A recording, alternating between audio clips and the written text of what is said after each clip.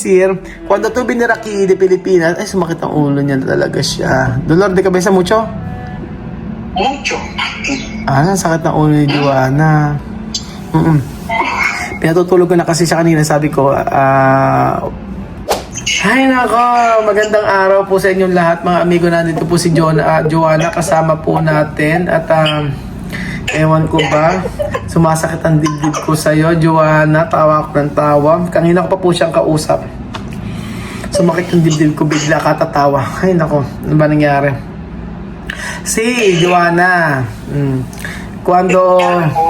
Ano? Sí, me va a enseñar ahí cómo se baña. Oo, sabi niya tuturuan daw siya. Pero yun no, enseñar tú cómo babanyar, may amiga. Oo, kasi mga amigo, kaya naman pinag-uusapan ni Joanna na para ako ganito, iniisa ko po kasi siya mga amigo kung anong gagawin sa Pilipinas. Hindi naman po pwede na yung nakasanayan niya sa Africa ay ganoon din sa Pilipinas. So kanina napag-usapan namin na pagka po siya ay nagpunta sa Pilipinas, mga amigo, dapat po ay sabi ko maliligo sa umaga at saka sa gabi. Sabi ko, no Joanna, cuando tú ir Pilipinas hay que bañar la mañanita y la noche. No? Sabi ko, pagpupunta ka ako si Joanna sa Pilipinas, kailangan maligo sa umaga at saka sa hapon para ka hindi siya ma-discriminate.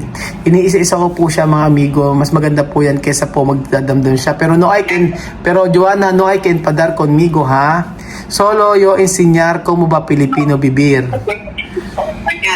Oh, ano? Bañar así. Oo. Joana hacer video. Baila. Joana canta. Lahat daw susundin niya. Pag sinabi ko go tayo video. Pagka direct to the straightforward to magsalita.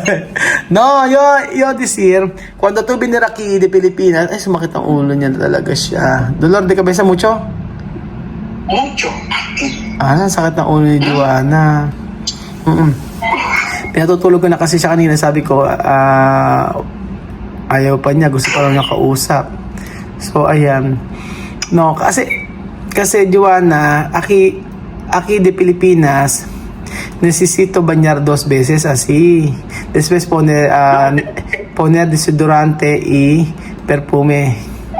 Yun yung sinasabi ko sa kanya. Pagka ako na sa Pilipinas, kailangan maligo sa umaga at saka hapon, tapos maglagay ng deodorant at saka perfume. Sabi ko, wag ka magagalit kapag sinasabi kita kasi ganyan ka ako kami mamuhay para ako hindi ka ma-discriminate. Kasi dati nating nakasama sa Pilipinas, syempre mga amigo, hindi nagdadamdam siya pagdating sa ganyan. Opo, nung time na tinuruan ko maglinis yung mga bata, nagdamdam po siya.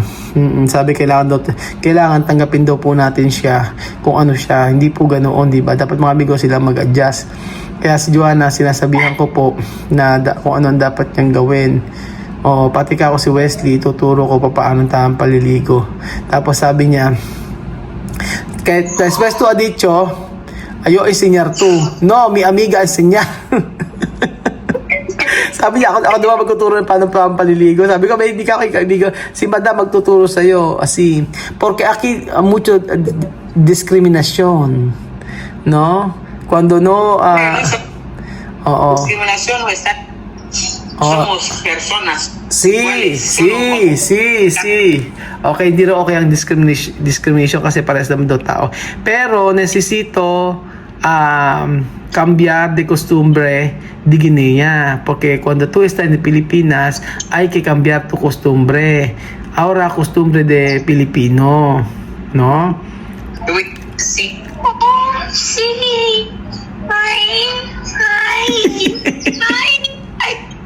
Hindi ganyan. Sabi ko magbago yung ugali ka baguhin niya pagdating sa dito sa Pilipinas. Baka ako hindi rin sa Equatorial Guinea. Lagi. Okay lang yung ganyan. No hay problema. Si esto clase tu costumbre. Cuando tú quieres reír. Cuando tú quieres comer. Cuando tú quieres bailar. Kung gusto mo kumain, magsayaw, kumanta, mag-ingay, okay lang yan. Sabi ko sa kanya. Oo, kasi Joanna, Aki, Ejemplo, de Pilipinas, ¿no? Cuando tú tienes dolor, cuando tú tienes olor mal, ¿no? No está bien. Pilipino va a hablar, no así bien, ¿no? Ahora yo quiero saber, yo quiero enseñar todo esto para cuando tú vienes aquí de Pilipinas, ahora tú saber. Ajá. Después, todos los días cambiar ropas. No puede ropas 2 días igual ropas. ¿No? Todos los días cuando tú vestir ropas, lavar y está. Oh, porque de lavadora aquí no pasa nada. Lavadora aquí automático. Automático. Ayan nga mga amigo, sinasabi ko kay Joanna na pagka uwi ng Pilipinas, dapat ka yung damit ay dapat isang beses lang sinusuot. Hindi po pwedeng 2 beses. Yes po.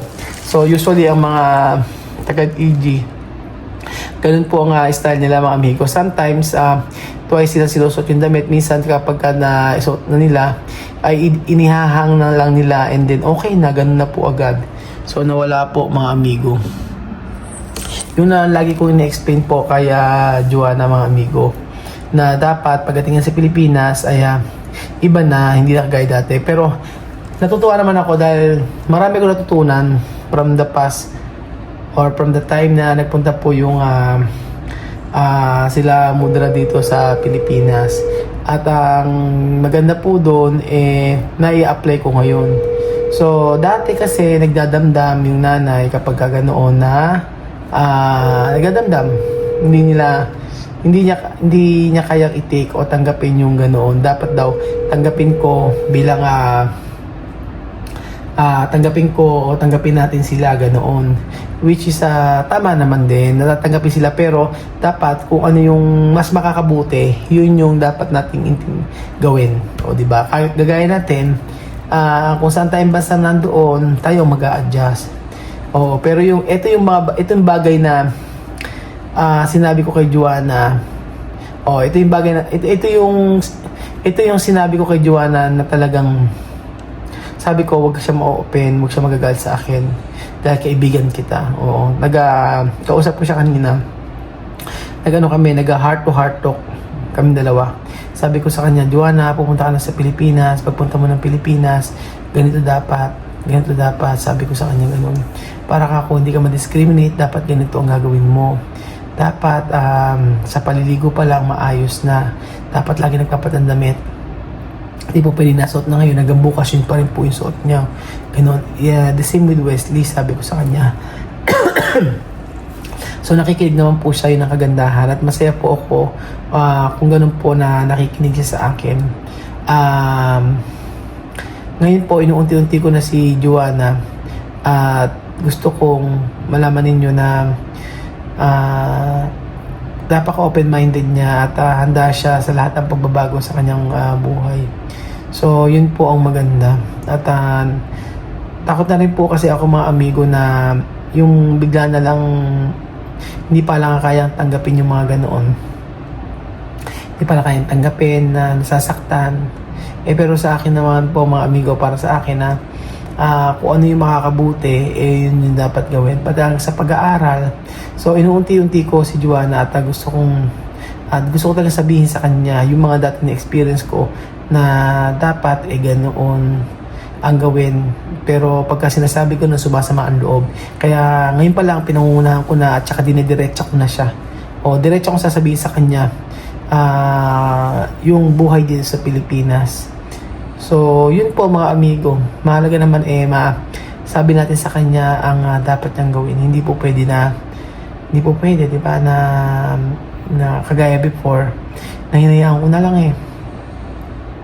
Hinayaan ko na lang na ganun, na nagdadamdam kasi. Ayoko kasi yung na-hurt, ganyan.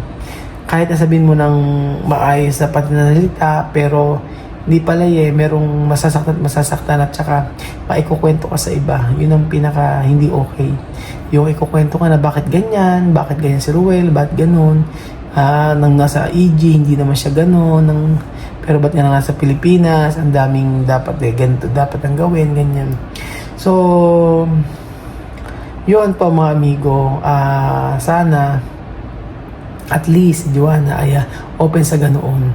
At para sa kanya naman din po para sa akin. Dahil ayoko po kasi na pagdating dito, maiisip niya na bakit ganyan mga Pilipino, bakit ganito, na may problema ba sa akin. Yung na-experience namin before, ayoko na po ma-experience. Kaya po, sinasabi ko po sa inyo, na sinasabi ko kay Joanna na intindihin mo yung buhay dito sa Pilipinas. So, happy naman ako dahil anda niyang itik. Kumbaga, hindi siya masasaktan kung ano yung sasabihin ko dahil inunahan ko na o sinabi ko na sa kanya dahil kaibigan kita, sasabihin ko sa iyo yung makakabuti para sa iyo. So, ayan mga amigo, unti-unti at kasi napakaplanado ng pagpunta nila dito sa Pilipinas at talagang handang-handa na. Handang-handa at handa ang lahat sa pagpunta nila sa Pilipinas. So I pray na maging okay po ang pag-i-stay nila dito sa Pilipinas, especially si Westy na mag-aaral at makapag-adjust ng mabilis. So ayan po mga amigo, thank you so much po at abangan nyo po ang mga susunod na serye sa buhay ni Joanna dito sa Pilipinas kapag sila ay nakapunta na. Thank you so much po mga amigo at God bless po. Pagpalain po kayo ng Panginoong Jesus.